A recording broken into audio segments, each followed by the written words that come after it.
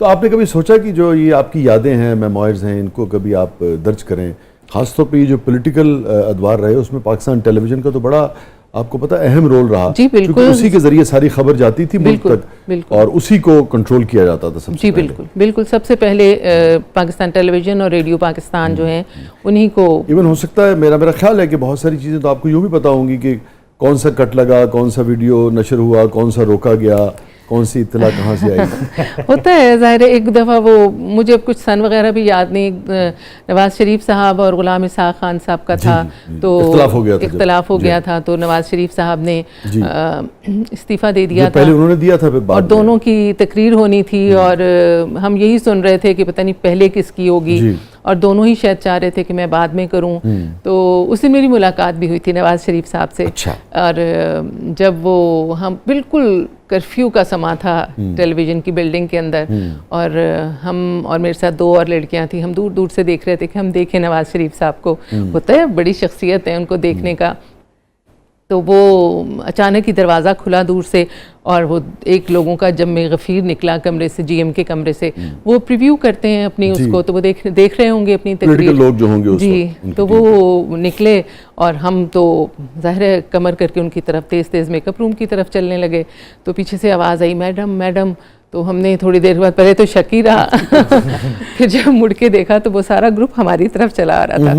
अब बस वो मरते क्या ना करते वाली बात है, हम रुक गए चुप करके। और फिर वो हमारे करीब आए तो उन्होंने सलाम किया नवाज़ शरीफ साहब ने। उनका वालेकुम अस्सलाम। इनका मुझे आपको देखने का बहुत, आपसे मिलने का बहुत शौक था। और आंखें मेरी ज़मीन पर थीं और ताज़ा इस्तीफ़ा दिया लेकिन मैंने उनको बहुत हौसले में देखा। अच्छा। उनके चेहरे पे स्माइल थी और उन्होंने कहा कि, मैंने कहा लेकिन मुझे इस वक्त देखने की ख्वाहिश नहीं थी। अब इससे भी कोई ये फ़र्ज़ ना कर ले कि मेरी वाबस्तगी थी, लेकिन एक मुश्किल वक्त तो था ना। और उन्होंने कहा कोई वक्त अच्छा बुरा नहीं होता, अच्छा वक्त भी आएगा। और इर्द गिर्द जो लोग थे इस कदर रो रहे थे, उनके रोने की आवाज़ें आ रही थी मुझे। बहरहाल तो अगले दिन बड़ी अखबारों में ख़बरें लगी हुई थी, तो मेरी उनसे मुलाकात थी। इस तरह डॉक्टर कदीर खान से मुलाकात हुई। उनसे तो बड़ी अहम आप गुफ्तगू कर रही हैं। अगर आप मुझे इजाज़त दें तो ब्रेक से वापस आकर यहीं से कंटिन्यू करते हैं। आपके पास तो एक तारीख है पाकिस्तान टेलीविज़न के हवाले से, बड़ी बात। तो मेरे ख्याल में लोग भी ज़्यादा आपको सुनना चाहेंगे। कहीं नहीं जाएगा नाज़रीन, छोटे से वक्त के बाद वापस आते हैं बेशुमार सियासी और समाजी यादों के साथ और एक अहद की यादों के साथ। खुद एक अहद जो है वो हमारे साथ मौजूद है, हमारे साथ मौजूद है मोहतरमा इशरत फातिमा साहिबा। कहीं नहीं जाइएगा, आप देख रहे हैं ज़बरदस्त। छोटे से वक्त के बाद। अच्छा शाह जी, आप एक दफ़ा ना क्लॉथ हाउस के वो कितने परे मुँह करके ना दुकान पे कपड़े कुपड़े सेट कर रहे थे। आपने पिछों आवाज दी थी 3 सूट लीलन के भी निकालना। अच्छा। वो अचानक आवाज सुन के घबरा गया। उन्हें कहा पीटीवी वाली आवाज कितों आई है, कितने मार्शल लॉ तो नहीं लग गया।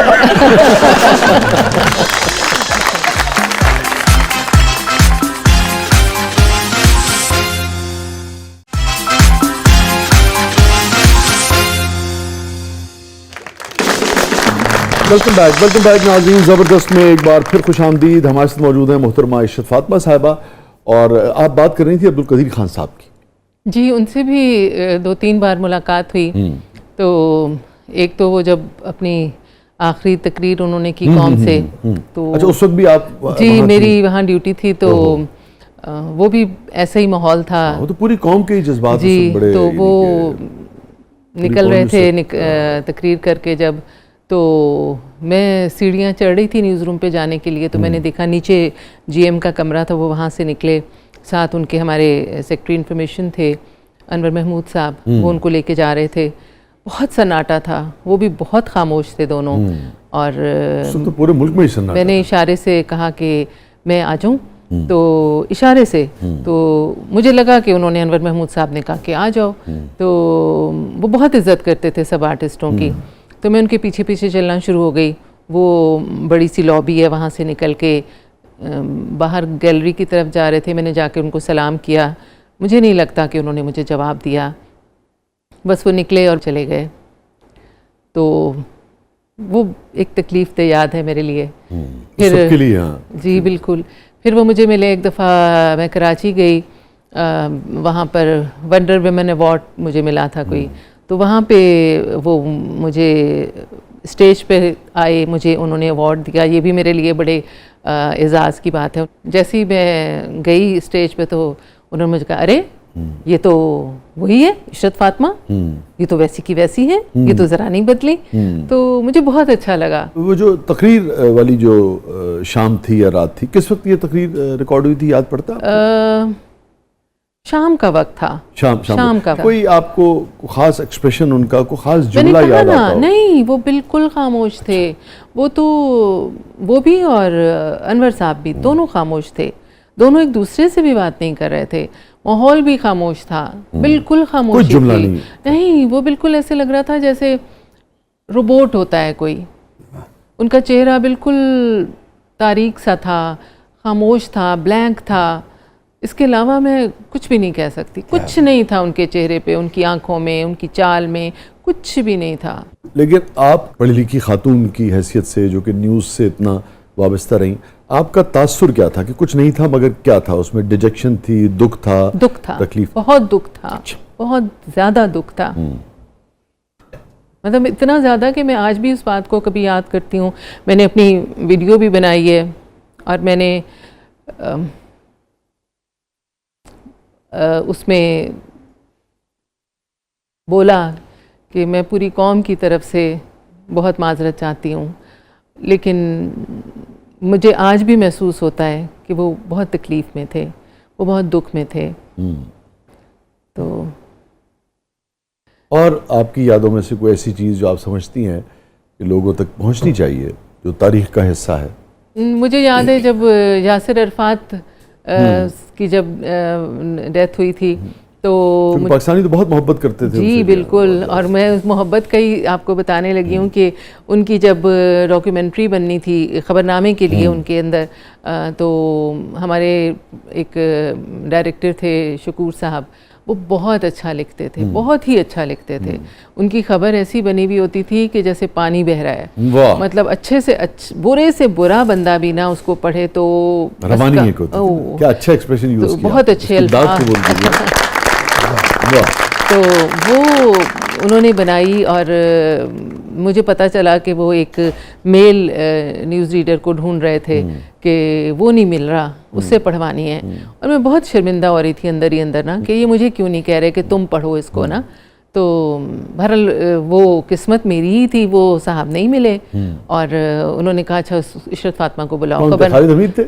नहीं, खालिद तो जा चुके थे उस ज़माने में। खालिद जा चुके थे जी, मसरूर काज़मी साहब थे।